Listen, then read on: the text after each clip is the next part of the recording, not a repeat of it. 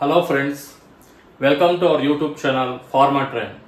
ఈరోజు ఈ వీడియోలో మనము ఇంజెక్షన్స్ మ్యానుఫ్యాక్చరింగ్ ప్రాసెస్ ఎలా ఉంటుంది, దాంట్లో ఉండే డిఫరెంట్ స్టెప్స్ ఏంటి అనేది తెలుసుకుందాం.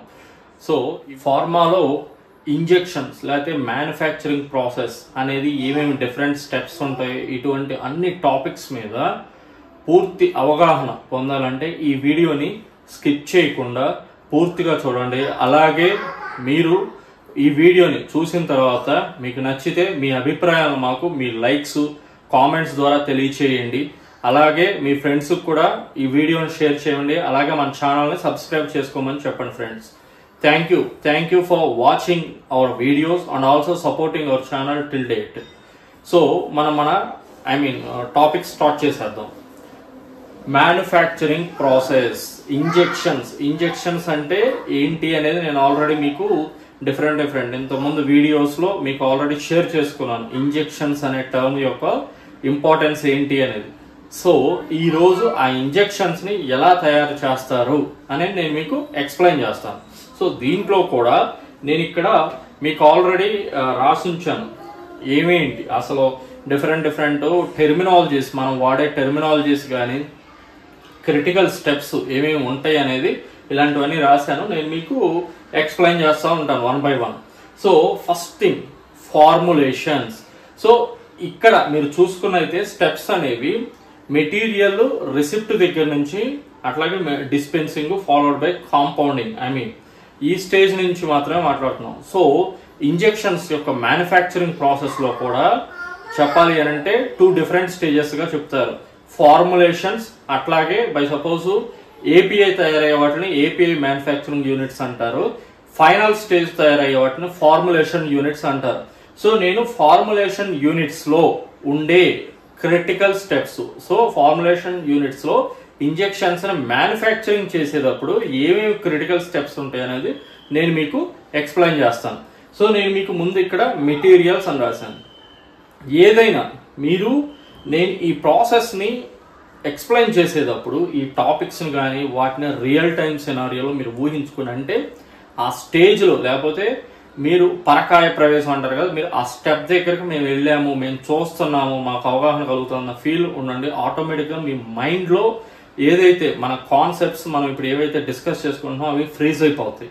సో ఏదైనా ఒక యాక్టివిటీ కానీ లేకపోతే లెట్ సపోజ్ మనం ఇక్కడ ప్యారలల్గా 2 చూసుకుందాం ఫ్రెండ్స్. ఒక వంట గురించి మాట్లాడుకుందాం, అట్లాగే ఒక ప్రొడక్ట్ గురించి మాట్లాడుకోవాలంటే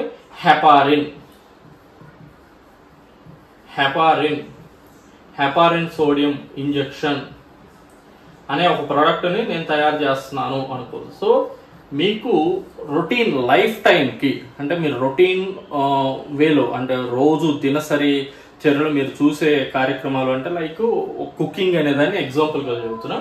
సో ఈ రెండింటిని మనం కంపేర్ చేసుకుంటూ వెళ్దాం. సో ఇక్కడ నేను ఐదర్ ఒక ప్రోడక్ట్ని కానీ ఒక వంటను కానీ తయారు చేయాలి లేకపోతే కుక్ చేయాలి అంటే నాకు ముందు ఏం కావాలి? ముడి సరుకులు, నథింగ్ బట్ మెటీరియల్స్ అంటారు. సో అవి బేసికల్గా ఇక్కడ మనకి అవసరం అయ్యే మ్యానుఫ్యాక్చరింగ్ ప్రాసెస్లో ఏంటి అంటే ఏపీఐ అండ్ ఎక్సిపియంట్స్. ఏపీఐ అంటే యాక్టివ్ ఫార్మాస్యూటికల్ ఇంగ్రీడియంట్. నేను ఇప్పుడు ఏదైతే హెపారిన్ సోడియం ఇంజెక్షన్ అని పిలిచానో ప్రొడక్ట్, దాంట్లో ఉండే యాక్టివ్ మాయిటీ డ్రగ్ సబ్స్టెన్స్ ని ఏపీఐ అంటారు. దాంతో పాటు కొన్ని ఎడిషనల్ గా కాంపోనెంట్స్ ను కూడా దాని ఫార్ములేషన్ డిజైన్ బట్టి యాడ్ చేస్తాం, వాటిని ఎక్సిపియంట్స్ అని అంటాం. సో ఆ ఎక్సిపియంట్స్ అనేవి ప్రొడక్ట్ స్టెబిలైజేషన్ కావచ్చు లేకపోతే బల్కింగ్ కోసం కావచ్చు, డిఫరెంట్ ప్రాపర్టీస్ ఉంటాయి. సో వాటి కోసం వాటిని యాడ్ చేస్తాం. నెక్స్ట్ ఫిల్టర్స్ అంటే లైక్ ఫిల్టరేషన్. ఇప్పుడు మనము ఇంజెక్షన్స్ అని చెప్పాం, ఇంజెక్షన్స్ అనేవి స్టెరైల్ గా ఉండాలి.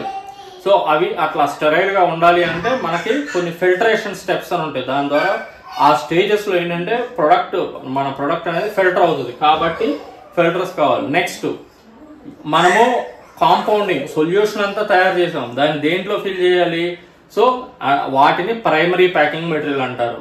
కంటైనర్స్ అవ్వచ్చు, లేకపోతే రబ్బర్ క్లోజర్స్ అవ్వచ్చు, సీల్స్, కొన్నిసార్లు ప్రీఫిల్డ్ సిరంజెస్ అంటారు, కొన్ని చోట్ల యాంప్యూల్స్ ఉంటాయి, కొన్ని చోట్ల క్యాట్రిడ్జెస్ ఉంటాయి. సో అది మన యొక్క డ్రగ్ డెలివరీ సిస్టమ్ డిజైన్ బట్టి ప్రైమరీ ప్యాకింగ్ మెటీరియల్ అనేది మారుతూ ఉంటుంది. అండ్ దెన్ మిస్సిలేనియస్ ఐటమ్స్ అంటే నథింగ్ బట్ నేను ఈ యాక్టివిటీస్ చేయడానికి నాకు కావాల్సిన కొన్ని డిఫరెంట్ లైక్ ట్యూబింగ్స్ అని ఉంటాయి, అట్లాగే కొన్ని ఇప్పుడు స్టెరిలైజేషన్ ప్యాకింగ్ మెటీరియల్స్ అని ఉంటాయి. ఇట్లాంటివన్నిటిని కూడా మిస్సిలేనియస్ ఐటమ్స్ కిందకి వస్తాయి. సో ఇవన్నీ మెటీరియల్స్ ముందు మనం సమకూర్చుకోవాలి, ఇవి కావాల్సి వస్తుంది. సో మెటీరియల్స్ అని మనము రాసుకున్నాం. ఓకే, ఈ మెటీరియల్స్ రిసిప్ట్ అని నేను ఇక్కడ ఆల్రెడీ చూపించాను. ఇది నెక్స్ట్ వీడియోలో అసలు ఈ మెటీరియల్స్ అనేవి మనము ఎలా ఐడెంటిఫై చేస్తాం, వాటిని ఎలా క్వాలిఫై అంటే వాటికి సప్లయర్ క్వాలిఫికేషన్ లేకపోతే వెండర్ క్వాలిఫికేషన్స్ అని ఉంటాయి. మనం ఒక మెటీరియల్ ముందు వాడే ముందు సో ఆ ప్రాసెస్ ఎలా జరుగుతుంది, దాంట్లో ఉండే డిఫరెంట్ కాన్సెప్ట్స్ ఏంటి, సో ఇవన్నీ నేను నెక్స్ట్ వీడియోస్లో, బికాజ్ అదొక పెద్ద మహాసముద్రం, మనం చెప్పాలంటే గంటల తరబడి చెప్పాలి. సో అలా ఏదైతే డిఫరెంట్ ప్రాసెస్ లేకపోతే కంట్రోల్ స్టెప్స్ ద్వారా క్వాలిఫై అయిన మెటీరియల్స్ అంటే మనము ఎవరు పడితే వాళ్ళ దగ్గర నుంచి కొనం, అప్రూవ్డ్ వెండర్స్ అని ఉంటారు. అంటే మనకు వాళ్ళ మీద హైయెస్ట్ లెవెల్ ఆఫ్ కాన్ఫిడెన్స్ ఉంటుంది, వాళ్ళ మీద నమ్మకం ఉంటుంది. సో అట్లాంటి వాళ్ళ దగ్గర నుంచే మన ప్రాసెస్ మ్యానుఫ్యాక్చరింగ్ కావాల్సిన మెటీరియల్స్ అనేవి ప్రొక్యూర్ చేస్తాం. సో ఇక్కడ నేను చెప్పాను, ఇక్కడ రాశాను కదా, ఫస్ట్ స్టెప్ అనేది ఒక ఫార్ములేషన్ యూనిట్ లో మ్యానుఫ్యాక్చరింగ్ ప్రాసెస్ కి ఫస్ట్ స్టెప్ అనేది మెటీరియల్ రిసీవ్డ్. అంటే అప్రూవ్డ్ వెండర్స్ నుంచి మనము బేస్డ్ ఆన్ మన ఏదైతే మన ప్రొడక్షన్ ప్లాన్ కానీ లేకపోతే మన రిక్వైర్మెంట్ని బట్టి మనము ఒక 2 నెలల ముందు ఆర్డర్ చేస్తాం. సో దాని బేసిస్ మీద మనకు మెటీరియల్స్ అనేవి రిసీవ్ అవుతాయి. రిసీవ్ అయిన తర్వాత ఆ మెటీరియల్స్ని దానికి రిసీవ్ చేసుకున్నప్పుడు ఏమేం చెక్స్ చేయాలి, తర్వాత శాంప్లింగ్స్ ఉంటాయి. రాగానే మెటీరియల్ యాజ్ సచ్ మనం మ్యానుఫ్యాక్చరింగ్లోకి వాడేసుకోండి అని వదిలేయము. ఫస్ట్ మన సైట్కి వచ్చిన మెటీరియల్ని ఒక శాంప్లింగ్ ప్లాన్ ఉంటుంది, దాని ప్రకారం శాంపిల్స్ అనేవి కలెక్ట్ చేసి వాటి నుంచి ఎనాలిసిస్ చేసి అవన్నీ మెటీరియల్స్ అన్ని మన సిఓఏ అంటే స్పెక్ ఉంటుంది, స్పెసిఫికేషన్ ప్రకారము కంప్లై అవుతున్నాయి. సో దీని ప్రకారము అన్ని టెస్టులు పాస్ అవుతున్నాయి అనుకుంటేనే మనం మ్యానుఫ్యాక్చరింగ్ ప్రాసెస్కి ఓకే వీటిని వాడుకోవచ్చు అని రిలీజ్ చేస్తాం. సో మెటీరియల్ రిసిప్ట్ అనే ఫస్ట్ స్టెప్ యొక్క ఉపయోగం ఇది. ఫస్ట్ స్టెప్ ఉంటుంది. ఫస్ట్ ఏంటి అని అంటే నేను బ్యాచ్ మ్యానుఫ్యాక్చరింగ్ రికార్డుకి రిక్వెస్ట్ ఇస్తాను, దాని బేస్ మీద ఒక బ్యాచ్ మ్యానుఫ్యాక్చరింగ్ రికార్డ్ క్యూఏ నుంచి ఇష్యూ అవుతుంది. సో ఆ ఇష్యూ అయిన బ్యాచ్ మ్యానుఫ్యాక్చరింగ్ రికార్డులో ఉన్న స్టాండర్డ్ బిఓఎం కానీ బిల్ ఆఫ్ మెటీరియల్స్ కానీ లేకపోతే ఆర్గనైజేషన్ టు ఆర్గనైజేషన్ ఈ టెర్మినాలజీ వేరుగా ఉంటుంది. సో అలా స్టాండర్డ్ డిజైన్ ఫార్ములాని మనము వేర్ హౌస్కి హ్యాండ్ ఓవర్ చేస్తాం. సో ఈ రిక్వైర్డ్ క్వాంటిటీస్ ప్రకారం నాకు మెటీరియల్స్ డిస్పెన్స్ చేయండి ఈ ప్రొడక్ట్ కోసం అని. సో వేర్ హౌస్ వాళ్ళు ఆ ఆర్డర్ రిసీవ్ చేసుకున్న తర్వాత మెటీరియల్ డిస్పెన్సింగ్ అనేది స్టార్ట్ చేస్తారు. ఆ స్టార్ట్ చేయడానికి ముందు వాళ్ళు ఫస్ట్ ఎక్కడైనా కూడా నేను ఇప్పుడు ఇవి రాశాను కదా, ఈ స్టెప్లో ప్రతి దాంట్లో కూడా క్యూఏ క్వాలిటీ అష్యూరెన్స్ వాళ్ళు ఉంటారు, అట్లాగే కన్సర్న్డ్ యూజర్ వీళ్ళందరూ కూడా ఒక ప్రొసీజర్ ఫాలో అవుతారు. అదేంటి అంటే first precursor is line clearance. So ఈ లైన్ క్లియరెన్స్ అంటే ఏంటి, దాని యొక్క ఉపయోగం ఏంటి, ఇవన్నీ కూడా మనము ఒక ప్రీవియస్ వీడియో ఉంది చాలా డీటెయిల్డ్గా. సో నాకు మన యూజర్స్ నుంచి కూడా చాలా మంచి కామెంట్స్ వచ్చినాయి, చాలా బాగా నేరేట్ చేశారు సార్, చాలా యూజ్ఫుల్ అని. సో మీరందరూ కూడా బెటర్ లైన్ క్లియరెన్స్ సిస్టమ్, దాని యొక్క సిగ్నిఫికెన్స్, సో అది ఎలా ఇస్తారని తెలుసుకోవడానికి ఆ వీడియో చూడండి. So line clearance process complete అయిపోయిన తర్వాత మెటీరియల్స్ అనేవి డిస్పెన్స్ చేస్తారు. సో ఇది వేర్ హౌస్ డిపార్ట్మెంట్ యొక్క రెస్పాన్సిబిలిటీ. సో వాళ్ళ పక్కన in presence of quality assurance వాళ్ళు ఎంతెంత క్వాంటిటీస్ అవసరమో దాని ప్రకారము ఏపీఐ కానీ ఎక్సిపియన్స్ కానీ ఇవి 2 అయిపోయిన తర్వాత ప్రైమరీ ప్యాకింగ్ మెటీరియల్స్ అని ఉంటాయి. ఇందాక నేను చెప్పాను కదా, వైల్స్, రబ్బర్ బంక్స్ లేకపోతే రబ్బర్ క్లోజర్స్, సీల్స్, వీటన్నిటినీ కూడా ఎంతెంత క్వాంటిటీలు కావాలో ఆ క్వాంటిటీలు డిస్పెన్స్ చేసి అంటే ఇష్యూ చేస్తారు ప్రొడక్షన్ డిపార్ట్మెంట్కి. సో ప్రొడక్షన్ డిపార్ట్మెంట్ వాటిని రిసీవ్ చేసుకుని మెటీరియల్ హోల్డ్ రూమ్ అని ఉంటుంది. సో ఆ హోల్డ్ రూమ్ లో పెట్టుకుంటారు బ్యాచ్ మ్యానుఫ్యాక్చరింగ్ స్టార్ట్ అయ్యే వరకు. సో ఇలా రిసీవ్ చేసుకున్న తర్వాత కాంపౌండ్, అసలు బేసికల్ గా చెప్పాలి అంటే ప్రొడక్షన్ లో ఒక ప్రొడక్ట్ యొక్క మ్యానుఫ్యాక్చరింగ్ కి సంబంధించి ఫస్ట్ స్టెప్ అంటే కాంపౌండింగ్, కానీ దానికంటే కొన్ని ముందు ప్రీ యాక్టివిటీస్ అనేవి ఉంటాయి. వాటినే nothing but component preparation stages అని అంటారు, లేకపోతే కాంపోనెంట్ ప్రిపరేషన్ యాక్టివిటీస్ అంటారు. దాంట్లో నాకు కాంపౌండింగ్ యాక్టివిటీకి కానీ తర్వాత ఫిల్లింగ్ అండ్ సీలింగ్ ఈ ఎంటైర్ ప్రాసెస్లకి కావాల్సిన ఎక్విప్మెంట్స్ యొక్క క్లీనింగ్స్, అట్లాగే స్టెరిలైజేషన్స్, అట్లాగే ఫెసిలిటీ కావాలి. ఇప్పుడు ఏరియా యొక్క క్లీనింగ్స్, ఫాగింగ్స్ ఉంటే ఫాగింగ్స్, ఇవన్నీ కూడా ముందు కంప్లీట్ చేస్తారు. దాన్నే ప్రిపరేషన్ ఫేజ్ అంటారు. సో ఇక్కడ క్లీనింగ్ ఫస్ట్ స్టెప్. క్లీనింగ్ అంటే నేను మీకు ఆల్రెడీ క్లీనింగ్ వాలిడేషన్ కాన్సెప్ట్స్ అని ఆల్రెడీ నేను మీకు ఒక వీడియో చేశాను, అది చూడండి. సో క్లీనింగ్ యొక్క మెయిన్ పర్పస్ ఏంటి అనే దాంట్లో నేను చెప్పాను. నథింగ్ బట్ మళ్ళీ మీకు రిఫ్రెష్ చేయడం కోసం ఏంటి అని అంటే, బేసికల్ గా మనం క్లీన్ చేసే ఈ ప్రాసెస్ ని యొక్క మెయిన్ ఉపయోగం ఏంటి అని అంటే, ప్రీవియస్ ప్రొడక్ట్ యొక్క రెసిడ్యూస్ అనేవి కంప్లీట్ గా రిమూవ్ అయినాయా లేదా. అంటే నేను ఈ ప్రొడక్ట్ బై సపోజ్ ఒక వెజల్ ఉందండి, నేను వెజల్స్ వాడుతున్నప్పుడు బై సపోజ్ ఇది నా వెజల్, ఈ వెజల్ నేను వాడుతున్నప్పుడు ఈ వెజల్లో ఎక్కడా కూడా ప్రీవియస్ ప్రొడక్ట్ యొక్క రెమినెంట్స్ అంటే దాని రెసిడ్యూస్ లేకుండా ఉండాలి. బై సపోజ్ నా ప్రొడక్ట్ వచ్చి హెపారిన్ అండి, నేనేమో దీంట్లో ఇంకొక ప్రొడక్ట్ ఏదో బై సపోజ్ డెసిటబైన్ అనే ప్రొడక్ట్ వాడాను అనుకోండి. సో ఆటోమేటిక్ గా దీని రెసిడ్యూస్ ఉన్నాయి అని అంటే ఈ ప్రొడక్ట్ లో ఇది కలుస్తుంది. హెపారిన్ ప్రొడక్ట్ లో నెక్స్ట్ నేను తయారు చేసే ప్రొడక్ట్ లో ఇది కలుస్తుంది. సో కలిసినప్పుడు దాన్ని ఏం జరుగుతుంది, క్రాస్ కంటామినేషన్ అంటారు ఆ స్టేజ్ ని. సో నాకు కావాల్సిన హెపారిన్ అనేది 100% ప్యూరిటీ, అంటే 100% నాకు హెపారిన్ ప్రొడక్టే ఉంది. దాంతో పాటు డెసిటబైన్ అనే కంటామినెంట్ ఉంటుంది. కాబట్టి మనం ఎప్పుడూ కూడా ఏదైనా ఒక ప్రొడక్ట్ అనేది మనం తయారు చేసేటప్పుడు అది చాలా ప్యూర్ గా ఉండాలి. సో మెయిన్ పర్పస్ ఇది క్లీనింగ్ యొక్క. ఈ విధంగా మనం ప్రాసెస్ లో వాడే అవి చిన్న చిన్న స్పాచులాస్ అవనివ్వండి, లేకపోతే ఇట్లాంటి vessels 100 litre 200 litre 300 litre vessels అవనివ్వండి, ట్రాన్స్ఫర్ లైన్స్ అవనివ్వండి, అట్లాగే ఇంకా మల్టిపుల్ ఫిల్లింగ్ మెషిన్స్ కానీ, సీలింగ్ మెషిన్స్ కానీ, అండ్ లయోఫిలైజర్స్ కానీ, వీటన్నిటి యొక్క క్లీనింగ్స్ కంప్లీట్ చేస్తారు. ఒక వ్యాలిడేటెడ్ ప్రొసీజర్స్ ఉంటాయి. SOPs లో ఆ పారామీటర్స్, ఈ పారామీటర్స్ మెయింటైన్ చేయాలి క్లీనింగ్ అప్పుడు అని, దాని ప్రకారం క్లీనింగ్స్ అన్ని కంప్లీట్ చేస్తారు. క్లీనింగ్ చేసిన తర్వాత నెక్స్ట్ మెయిన్ క్లీనింగ్ అయిపోయింది. Next most important sterilization. అరే క్లీనింగ్ చేసేసారు కదా, ప్రీవియస్ ప్రొడక్ట్ యొక్క రెసిడ్యూని తీసేశారు కదా, మళ్ళీ స్టెరిలైజేషన్ దేనికి సార్ అని అంటే, నేను ఆల్రెడీ చెప్పాను మీకు ఇంజెక్షన్స్ అంటేనే ఫ్రీ ఆఫ్ మైక్రో ఆర్గానిజమ్స్, అంటే మైక్రో ఆర్గానిజమ్స్ లేకుండా ఉండటం. సో ఈ ఎక్విప్మెంట్ యొక్క సర్ఫేస్ నుంచి మైక్రో ఆర్గానిజమ్స్ లేకుండా చూసే ప్రాసెస్ ఏంటి అంటే స్టెరిలైజేషన్. సో స్టెరిలైజేషన్ ప్రాసెస్ యొక్క పర్పస్ అది. సో ఈ స్టెరిలైజేషన్స్ కూడా 2 టైప్స్ ఉంటాయి, మాన్యువల్ టైప్ అని, లేకపోతే ఆటోమేటెడ్ అని. అంటే ఏంటంటే ఆటోమేటెడ్ సిస్టమ్స్ లో ఏంటంటే మనకి SIP సిస్టమ్స్ అని ఉంటాయి. So like sterilisation in place skids అని సిస్టమ్స్ అని ఉంటాయి. వాటి ద్వారా ఏంటంటే ఇవి ఉన్న ప్లేస్ లోనే పైప్ లైన్స్ అని కనెక్ట్ చేసి స్టెరిలైజేషన్ కంప్లీట్ చేస్తారు. అలా కాకుండా కొన్ని ఇప్పుడు ఫిల్టర్స్ కానీ, లేకపోతే ట్యూబింగ్స్ కానీ, ఫిల్లింగ్ మెషిన్ యొక్క అసెంబ్లింగ్ పార్ట్స్ కానీ, సీలింగ్ మెషిన్ అసెంబ్లింగ్ పార్ట్స్ కానీ, ఇట్లాంటివన్నీ ఏంటంటే వాటిని ఫస్ట్ క్లీనింగ్ చేసేసిన తర్వాత నీట్ గా sterilized paper, sterilization indicator papers అని ఉంటాయి, వాటిల్లో ర్యాప్ చేసి ఒక డిఫైన్డ్ లోడ్ ప్యాటర్న్ అని ఉంటది. అంటే బై సపోజ్ నాకు స్టెరిలైజర్ అంటే ఆటోక్లేవ్ అంటారు.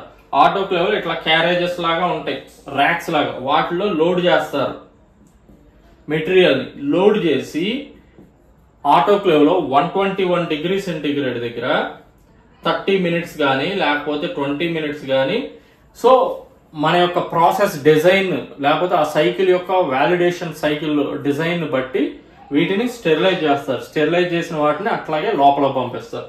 సో ఈ కంప్లీట్ క్లీనింగ్స్ కానీ స్టెరిలైజేషన్ ప్రాసెస్ అన్నీ కూడా ముందే కంప్లీట్ చేస్తారు.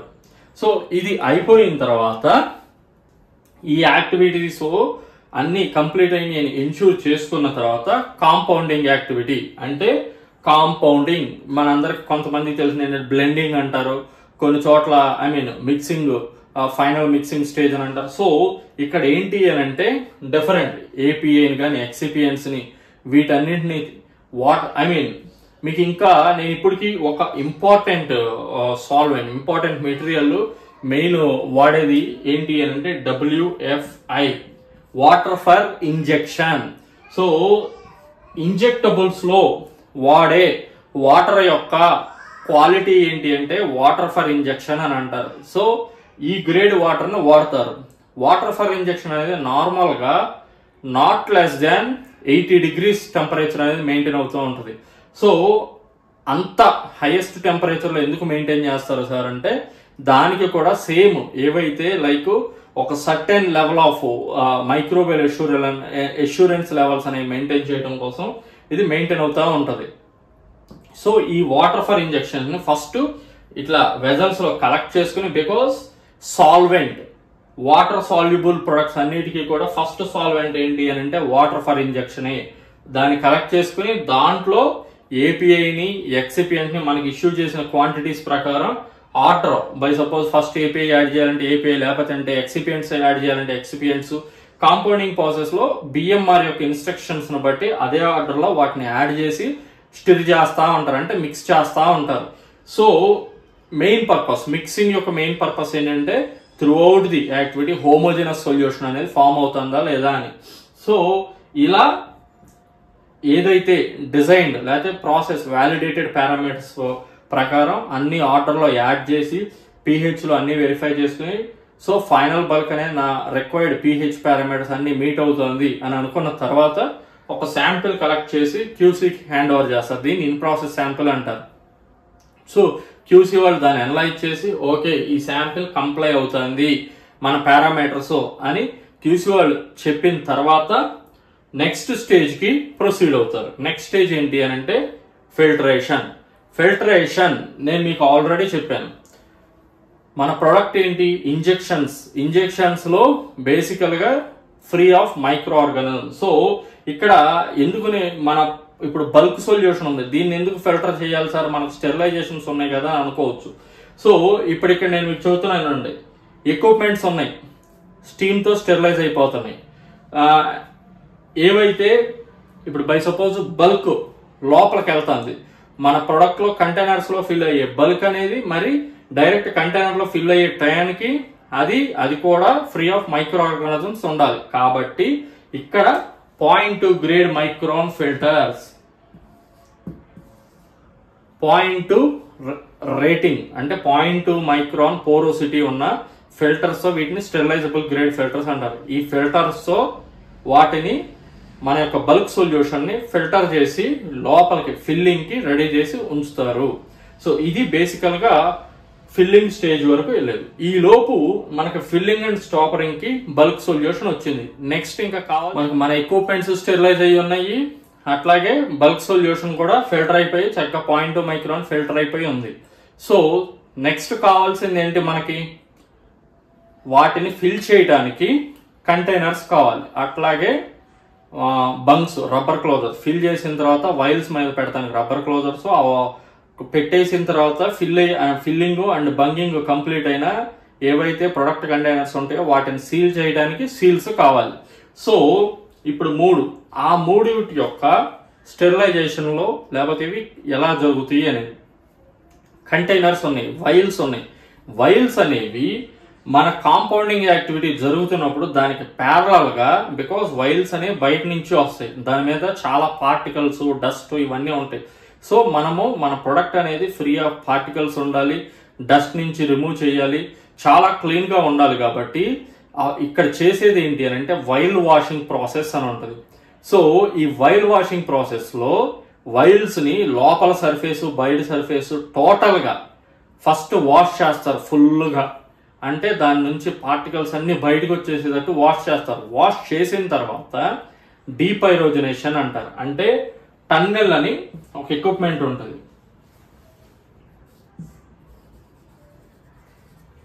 Tunnel, డీపైరోజనేషన్ tunnel. ఈ ఎక్విప్మెంట్ లో 315 డిగ్రీ సెంటీగ్రేడ్ వరకు టెంపరేచర్ మెయింటైన్ అవుతుంది. సో ఇక్కడ మెయింటైన్ అయ్యే టెంపరేచర్ దేని ద్వారా అంటే డ్రై హీట్ ద్వారా వస్తుంది, జనరేట్ అవుతుంది. సో దాని గుండా పాస్ చేస్తారు వైల్స్.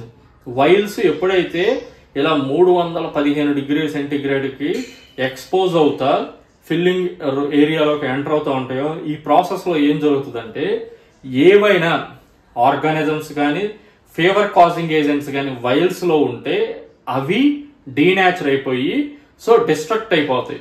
తద్వారా ఆ ప్రాసెస్ ని డీపైరోజనేషన్ యాక్టివిటీ అంటారు. అలా హైయెస్ట్ లెవెల్ అంటే ఫస్ట్ క్లీనింగ్ అయిపోయింది, తర్వాత స్టెరిలైజ్ అయిపోయి డీపైరోజనేట్ అయిపోయినాయి. అలా అయిన వైల్స్ అనేవి లోపలికి ఎంటర్ అవుతాయి. In the same manner rubber closures అనేవి వీటిల్లో గ్రేడ్స్ టైప్స్ ఉంటాయి. ఆర్ఎఫ్ఎస్ అంటారు అండ్ ఆర్ఎఫ్యు అంటారు. సో ఆర్ఎఫ్ఎస్ అంటే రెడీ ఫర్ స్టెరిలైజేషన్, ఆర్ఎఫ్యు అంటే ready for usage. So RFS అంటే ఏంటి అని అంటే పేరులోనే ఉంది, రెడీ ఫర్ స్టెరిలైజేషన్. వెండరే వాటిని పూర్తిగా క్లీన్ చేసి మనకి ఇంకా మనం ఆటోక్లేవ్ లో అంటే స్టెరిలైజర్ లో లోడ్ చేసుకునే స్టేజ్ లో అలా ప్యాక్ చేసి పంపిస్తాడు.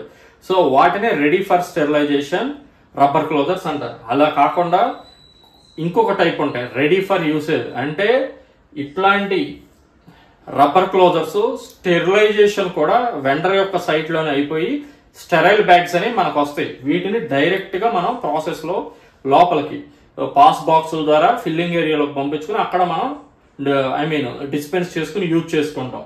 సో ఇవి రబ్బర్ క్లోజర్స్ ఎలా వస్తాయి. కమింగ్ టు సీల్స్, సీల్స్ కూడా మనకి రెడీ ఫర్ స్టెరిలైజేషన్ స్టేట్ లో వస్తాయి. సో అంటే వెండర్ సైట్ లో క్లీన్ అయిపోయి మనం ఇంకా స్టెరిలైజ్ చేసుకునే లెవెల్లో వస్తాయి. వాటిని ఆటోక్లేవ్ లో లోడ్ చేసి స్టెరిలైజ్ చేసి సేమ్ లోపల పంపిస్తారు. సో ఇప్పుడు మనకి లోపలికి ఎక్విప్మెంట్స్ అనేవి స్టెరిలైజ్ అయ్యి ఉన్నాయి. ఫస్ట్ థింగ్ ఏరియా అనేది క్లీనింగ్ అయిపోయి డిస్ఇన్ఫెక్ట్ అయిపోయి రెడీగా ఉంది. అట్లాగే ఎక్విప్మెంట్స్ అనేవి క్లీనింగ్ అయిపోయి స్టెరిలైజ్ అయిపోయి ఉన్నాయి. మన బల్క్ సొల్యూషన్ అనేది కాంపౌండింగ్ అయిపోయి ఫిల్టరేషన్ అయిపోయి లోపల ఫిల్లింగ్ మెషిన్ దగ్గర ఉంది. సేమ్ మేనర్ మనకి వైల్స్, రబ్బర్ క్లోజర్స్, సీల్స్ అన్ని కూడా లోపలికి వెళ్ళిపోయినాయి. ఇప్పుడు మనము ఫిల్లింగ్ ఏరియాలోకి ఎంటర్ అవుదాం. సో ఫిల్లింగ్ ఏరియాలో మనకి ఫిల్లింగ్ కోసం మనం వాడే మెషిన్ ని ఫిల్లింగ్ అండ్ స్టాపరింగ్ మెషిన్ అంటారు. ఎందుకు అని అంటే ఒకటే మెషిన్ మీద ఫిల్లింగ్ స్టాపరింగ్ కూడా జరుగుతుంది. సో నేను ఇక్కడ నుంచి కొంచెం కేర్ఫుల్ గా మీరు ప్రాసెస్ వినండి. బేసికల్ గా ఎందుకు అని అంటే ఇంతకుముందు నేను చెప్పినట్టు ఇంజెక్షన్స్ లో 2 టైప్స్ ఆఫ్ మేజర్ ప్రాసెసెస్ ఉంటాయి. ఒకటి ఎసెప్టిక్ ప్రాసెసింగ్, రెండోది టెర్మినల్ స్టెరిలైజేషన్ అని. సో వాటి యొక్క డిఫరెన్షియేషన్ అనేది ఇక్కడ నుంచి జరుగుతుంది. So filling and stoppering. Filling and stoppering లో నేను మీకు ఇంతకంటే ముందు కూడా ఒకటి చెప్పాను. ఈ ఫిల్లింగ్ అండ్ స్టాపరింగ్ కానీ లేకపోతే ఈ ఎంటైర్ యాక్టివిటీ అనేది బేసికల్ గా చెప్పాలంటే చాలా హై లెవెల్ ఆఫ్ ఈ ఫిల్టరేషన్ దగ్గర నుంచి ఈ టోటల్ బాక్స్ అనేది హై లెవెల్ ఆఫ్ క్లాసిఫికేషన్ లేకపోతే హై లెవెల్ ఆఫ్ క్లీన్లీనెస్ ఉన్న ఏరియాలో జరుగుతుంది. అంటే దాన్ని క్లాస్ ఏ ఎన్విరాన్మెంట్ లేకపోతే గ్రేడ్ ఏ ఎన్విరాన్మెంట్ అంటారు. అక్కడ జరుగుతుంది.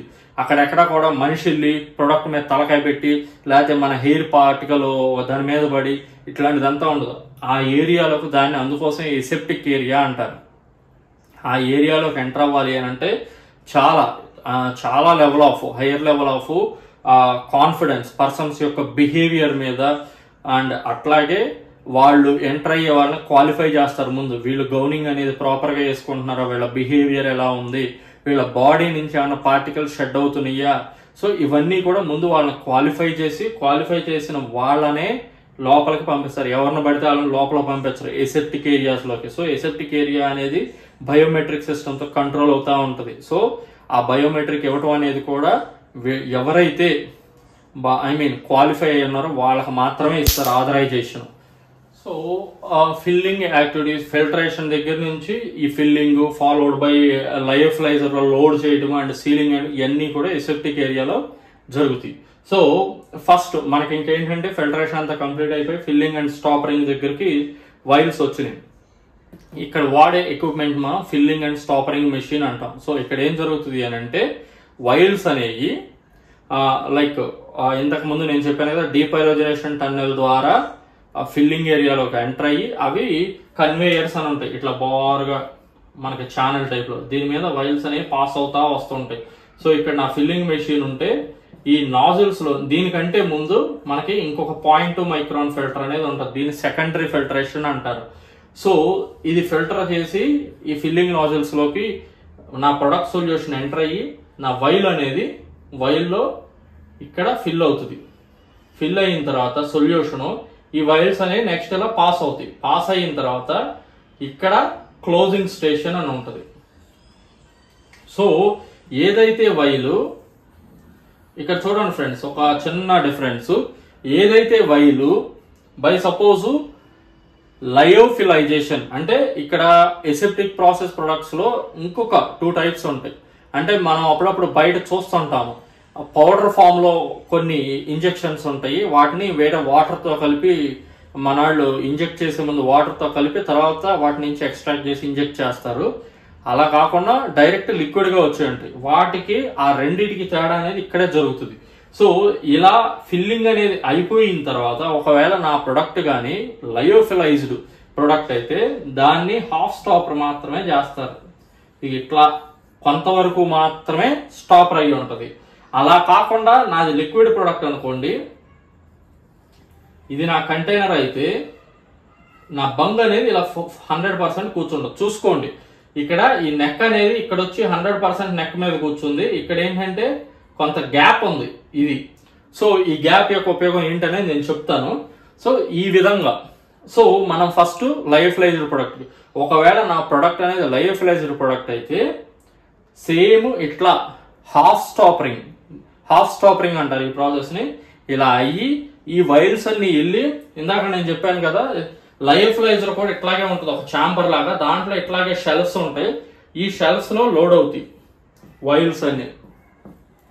ఇలా టోటల్ ఫిల్లింగ్ అనేది కంప్లీట్ అయిపోయిన తర్వాత ఈ డోర్ అనేది క్లోజ్ అయిపోద్ది. డోర్ క్లోజ్ అయిపోయి లయోఫిలైజేషన్ లో బేసికల్ గా లయోఫిలైజర్ ప్రొడక్ట్ కి ఇట్లా హాఫ్ బంగింగ్ ఎందుకు చేస్తారంటే, మనకు తెలిసిందే ఇప్పుడు నా సొల్యూషన్ అనేది లిక్విడ్ ఫామ్ లో ఉంది. దీంట్లో నుంచి ఇది పౌడర్ గా మారాలి అంటే వాటర్ కంటెంట్ ని తీసేయాలి. సో ఆ వాటర్ కంటెంట్ ఎస్కేప్ అవటానికి బేసికల్ గా ఈ గ్యాప్, అలాగే కొన్ని డిఫరెంట్ స్టెప్స్ ఉంటాయి. లయోఫిలైజేషన్ ప్రాసెస్ గురించి కూడా నేను ఒక ఎక్స్టర్నల్ వీడియో అనేది మన దాంట్లో లోడ్ చేశాను. చాలా ఎక్సలెంట్ గా ఉంటుంది, బ్యూటిఫుల్ గా. దాంట్లో స్టెప్స్ అన్ని చూపిస్తా ఎలా జరుగుతుంది ఏంటి అనేది. సో ఆ ప్రాసెస్ కంప్లీట్ అవటం కోసం హాఫ్ స్టాపరింగ్ అనేది చేస్తారు. ఈ లయోఫిలైజేషన్ ప్రాసెస్ అనేది అయిపోయిన తర్వాత వ్యాలిడేటెడ్ ప్రాసెస్ ప్రకారము లోపలే ఈ ఛాంబర్ లోపలే ఫైనల్ స్టేజ్ లో ఇది దీనిలాగా కంప్లీట్ గా సీల్ అయిపోతుంది. ఇది in case of lyophilised product. So ఇలా సీల్ అయినవి ఈ సైకిల్ అయిపోయిన తర్వాత బయటకు వచ్చి నెక్స్ట్ స్టేషన్ లేకపోతే నెక్స్ట్ స్టేజ్ సీలింగ్ అనే దానికి మూవ్ అవుతుంది. అదే ఇది బేసికల్ గా లయోఫిలైజ్డ్ ప్రొడక్ట్ లయోఫిలైజేషన్ అయ్యి తర్వాత సీలింగ్ వస్తుంది. అదే in case of liquid products అయితే ఫిల్లింగ్ స్టాపరింగ్ అయిపోయిన తర్వాత నేను చెప్పాను కదా ఇక్కడ ఫుల్ స్టాపరింగ్ అవుతుందని డైరెక్ట్ సీలింగ్ వచ్చేస్తాయి. లయోఫిలైజ్డ్ ప్రొడక్ట్ కి లిక్విడ్ ప్రొడక్ట్ ఉన్న తేడా ఇక్కడ. సో ఈ విధంగా డైరెక్ట్ వచ్చేస్తుంది. ఇక్కడ సీలింగ్ అయిపోయిన తర్వాత, సీలింగ్ అంటే ఇప్పటి వరకు మనం రబ్బర్ క్లోజర్ పెట్టాము, దానిపైన మనం అల్యూమినియం సీల్స్ అని ఉంటాయి. మనం ఎప్పుడైనా చూస్తే మీరు చూడండి, ఎగ్జాంపుల్ ఇది అయిపోయిన తర్వాత మన వీడియో బయట ఏదైనా లేకపోతే హాస్పిటల్స్ లో పనిచేసే వాళ్ళు కానీ లేకపోతే ఇంకెక్కడైనా మీకు తెలుస్తుంది. ప్రతి ఒక్క ఇంజెక్షన్ కి పైన ఒక ఫ్లిప్ అనేది ఉంటుంది, దాన్ని పీకేసేసి లోపలికి అప్పుడు నీడిల్తో గుచ్చుతారు. సేమ్ మ్యానర్ దాన్ని అల్యూమినియం సీల్స్ అంటారు. దాన్ని చూడండి చుట్టూతో అల్యూమినియం డిస్క్ ఉంటుంది. సో సీలింగ్ అనేది గట్టిగా అంటే ఈ లోపల ఏదైతే ఈ వైలు రబ్బర్ క్లోజర్ యొక్క ఫిక్సేషన్ అనేది కదలకుండా ఉండటానికి ఈ సీలింగ్ అనేది చేస్తారు. తర్వాత మళ్ళీ ఇక్కడ మోస్ట్ ఇంపార్టెంట్ థింగ్, ఇది లయోఫిలైజ్డ్ లిక్విడ్ ప్రాసెస్ కి ఇంతకుముందు చెప్పింది. ఎసెప్టిక్ ప్రాసెసింగ్ ప్రొడక్ట్స్ కి లేకపోతే టెర్మినల్లీ స్టెరిలైజ్డ్ ప్రొడక్ట్స్ అనే వాటికి రెండింటికి తేడా ఇక్కడ జరుగుతుంది. By suppose aseptic processing products అంటే నా ప్రొడక్ట్స్ అనేవి కొంచెం హీట్ కి సెన్సిటివ్ గా ఉంటే అలాంటి ప్రొడక్ట్స్ అనేవి ఎసెప్టిక్ ప్రాసెసింగ్ ద్వారా తయారు చేస్తానని నేను ఆల్రెడీ కూడా ఇంత ముందు కమ్యూనికేట్ చేశాను. సో అక్కడ ఏంటి అని అంటే సీలింగ్ తర్వాత డైరెక్ట్ విజువల్ ఇన్స్పెక్షన్ కి వెళ్ళిపోతాయి. అంటే దీంట్లో ఎష్యూరెన్స్ అనేది ఈ 0.2 మైక్రాన్ ఫిల్టరేషన్స్ ఏవైతే ప్రైమరీ అండ్ సెకండరీ ఫిల్టరేషన్ జరుగుతాయో వాటి ద్వారా ఎష్యూరెన్స్ అనేది వస్తుంది. In case of terminal sterilised products లో సీలింగ్ అయిపోయిన తర్వాత ఈ వైల్స్ అన్ని తీసుకెళ్లి సేమ్ ఆటోక్లేవ్ చాంబర్స్ లాగానే ఉంటాయి, టెర్మినల్ స్టెరిలైజర్స్ అంటారు, దాంట్లో లోడ్ చేస్తారు. లోడ్ చేసి అది కూడా నేను మళ్ళీ చెబుతున్నా సార్, ఎసెప్టిక్ ప్రాసెసింగ్ ప్రొడక్ట్స్ లో మీరు 2 టైపులు చెప్పారు, లిక్విడ్ లయో అని. ఏవి వాడతారంటే లిక్విడ్ ప్రొడక్ట్స్ మాత్రమే. వాటిని terminal by suppose liquid products heat stable గా ఉంటే వాటి డిజైన్ కానీ టెర్మినల్ స్టెరిలైజ్ ప్రొడక్ట్ డిజైన్ అయితే వాటిని తీసుకెళ్లి లిక్విడ్ ప్రొడక్ట్స్ ని టెర్మినల్ స్టెరిలైజేషన్ అనేది చేస్తారు. ఇక్కడ ఏం జరుగుతుందంటే సేమ్ మ్యానర్ 121 డిగ్రీ సెంటిగ్రేడ్ లేకపోతే దాని యొక్క వ్యాలిడేటెడ్ సైకిల్ హీట్ రేంజ్ ని బట్టి అట్లాగే టెంపరేచర్ అనేది పెట్టి ఇక్కడ మళ్ళీ టోటల్ కంటైనర్ ని ఎంటైర్ బ్యాచ్ ని స్టెరిలైజ్ చేస్తారు. స్టెరిలైజ్ చేసి 1 more లెవెల్ ఆఫ్ ఎష్యూరెన్స్ అంటే స్టెరిలిటీ ఎష్యూరెన్స్, మా ఎంటైర్ వైల్స్ లేదా ఎంటైర్ ప్రాసెస్ అనేది ఫైనల్ గా కూడా స్టెరిలైజ్ అయింది, సో అసలు మైక్రోబ్స్ అనేవి ఉండే ఛాన్సే లేదు అనే ఎష్యూరెన్స్ అనేది తీసుకుంటారు.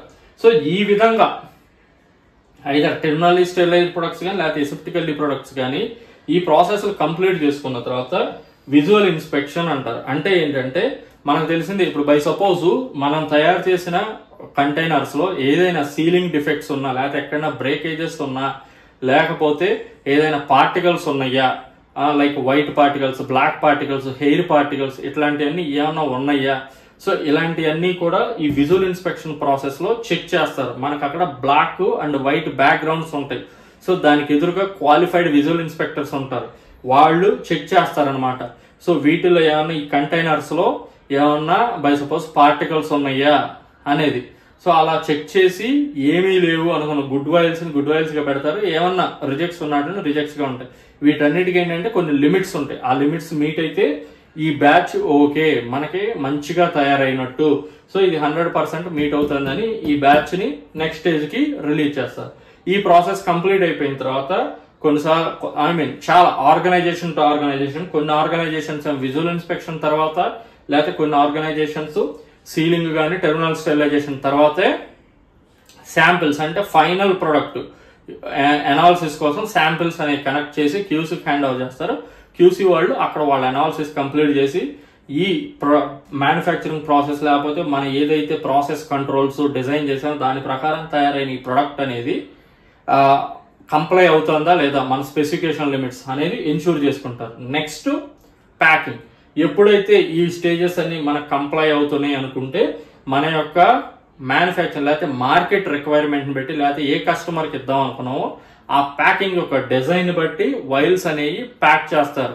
అంటే లైక్ వాటిలో ఒక pack insert, multi cotton, mono cottons అంటారు, వాటిల్లో పెట్టి సీరియలైజేషన్స్ అని డిఫరెంట్ ప్రాసెస్ ఉంటాయి. సో ఈ విధంగా మన వైల్ అనేది ప్యాకింగ్ అంతా కంప్లీట్ అయిపోయిన తర్వాత సో ఇది బేసికల్ గా మ్యానుఫ్యాక్చరింగ్ ప్రాసెస్ లో జరిగేది. దీనికి ప్యారల్ గా అంటే ఈ అన్ని ప్రాసెస్ల్లో డెవలప్ అయ్యే డేటా ఉంటుంది కదా, అదంతా కూడా బ్యాచ్ మ్యానుఫ్యాక్చరింగ్ రికార్డ్కి ఎన్క్లోజ్ అవుతూ ఉంటుంది. సో ఫైనల్ గా ఒక బ్యాచ్ ని కానీ మార్కెట్ లో రిలీజ్ చేయాలి అని అంటే బిఎంఆర్, సో ఈ బ్యాచ్ మ్యానుఫ్యాక్చరింగ్ రికార్డు అట్లాగే బీపీఆర్ అనేది మొత్తం ప్రతి ఒక్క పారామీటర్ ప్రతి ఒక్క పారామీటర్ ని థరోగా రివ్యూ చేసుకుని ఎక్కడైనా ఏవైనా బై సపోజ్ నాకు 121 degree centigrade to 124 degree centigrade అని మెయింటైన్ అవ్వాల్సిన చోట 125 డిగ్రీ సెంటిగ్రేడ్ మెయింటైన్ అయింది అనుకోండి, అట్లాంటి ఎబర్రేషన్స్ అంటే ఏమైనా డీవియేషన్స్ ఉంటే వాటిని ప్రాపర్ గా అడ్రస్ చేసి అంటే డీవియేషన్ లాగ్ చేయించి ఇన్వెస్టిగేట్ చేయించి సో ఆ విధంగా అంతా కూడా 100% కంప్లైంట్స్ అంటే నా బ్యాచ్ అనేది 100% ఎష్యూరెన్స్ అంటే ఈ బ్యాచ్ లో ఎటువంటి రిమార్కబుల్ ఇష్యూస్ అంటే నథింగ్ బట్ కొన్ని డిస్క్రిపెన్సీస్ కానీ ఏమీ లేవు, ఈ బ్యాచ్ ని నిస్సందేహంగా పేషెంట్ కి ఇవ్వవచ్చు అనే కాన్ఫిడెన్స్ అనేది వీళ్ళు డెవలప్ చేసి రికార్డ్స్ రివ్యూ ద్వారా కానీ డేటాబేస్ రివ్యూ ద్వారా కానీ మార్కెట్లోకి రిలీజ్ అవుతుంది. సో బేసికల్ గా ప్రొడక్ట్ మ్యానుఫ్యాక్చరింగ్ లో ఉండే స్పెసిఫికల్లీ ఫార్ములేషన్ ఫేజ్ లో ఉండే క్రిటికల్ స్టెప్స్ ఇవి ఫ్రెండ్. వీటన్నిటిలోనూ ఫస్ట్ శక్తి ఏంటి అంటే హ్యూమన్ మ్యాన్ పవర్, ఒక మనిషి యొక్క స్ట్రాంగ్నెస్, ఆయన యొక్క విల్లింగ్నెస్ ని బట్టి ఈ యాక్టివిటీస్ అన్ని ప్రాపర్ గా జరుగుతున్నాయా జరగట్లేదా అనేది డిసైడ్ అవుతుంది. అట్లాగా మన ప్రొడక్ట్ యొక్క ఫేట్ డిసైడ్ అవుతుంది. So most important factor, irrespective నేను ఎన్ని కంట్రోల్స్ పెట్టుకుని లక్షల కంట్రోల్స్ పెట్టుకున్నా కూడా అక్కడ ఎగ్జిక్యూట్ చేసే పర్సన్ యొక్క sincerity and commitment towards quality achievement, ఆయన యొక్క కమిట్మెంట్ క్వాలిటీ ప్రొడక్ట్ నేను అందించాలి అనేది ఏదైతే ఉందో దానికి మించిన కంట్రోల్ ఏదీ లేదు.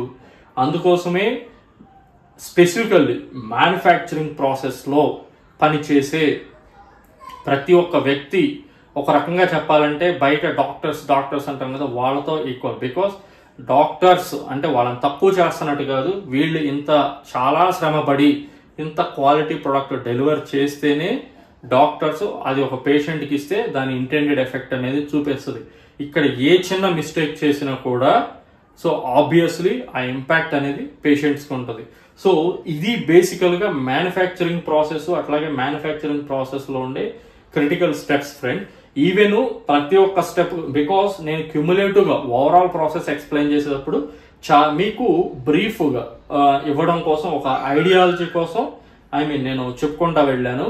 ఈవెన్ బేస్డ్ ఆన్ రిక్వైర్మెంట్ మనం ఇంకా అప్కమింగ్ వీడియోస్లో బేసిక్స్ డిస్కస్ చేసుకునేటప్పుడు వీటిల్లో నెంబర్ ఆఫ్ చెప్పాలి అని అంటే నేను ఇప్పుడు దీని బేసిస్ మీద ఒక 100 నుంచి 200 వీడియోస్ చేయొచ్చు. బికాస్ అన్ని కాన్సెప్ట్స్ ఉంటాయి. సో అన్ని కాన్సెప్ట్స్ మనం డిస్కస్ చేసుకుందాము. సో ఇది ఓవరాల్గా మ్యానుఫ్యాక్చరింగ్ ప్రాసెస్ యొక్క సమ్మరీ. సో ఈ వీడియో మీకు అందరికీ నచ్చింది అనుకుంటున్నాను ఫ్రెండ్స్. సో మీ యొక్క అభిప్రాయాలని మాకు మీ లైక్లు, కామెంట్స్ ద్వారా తెలియచేయండి. సో మర్చిపోమాకండి ఫ్రెండ్స్, బికాస్ అదే మాకు ఎంకరేజ్మెంట్. మరిన్ని వీడియోస్ మేము చేయడానికి ఒక రకంగా చెప్పాలి అని అంటే మాకు అదే బూస్టింగ్ ఇస్తుంది.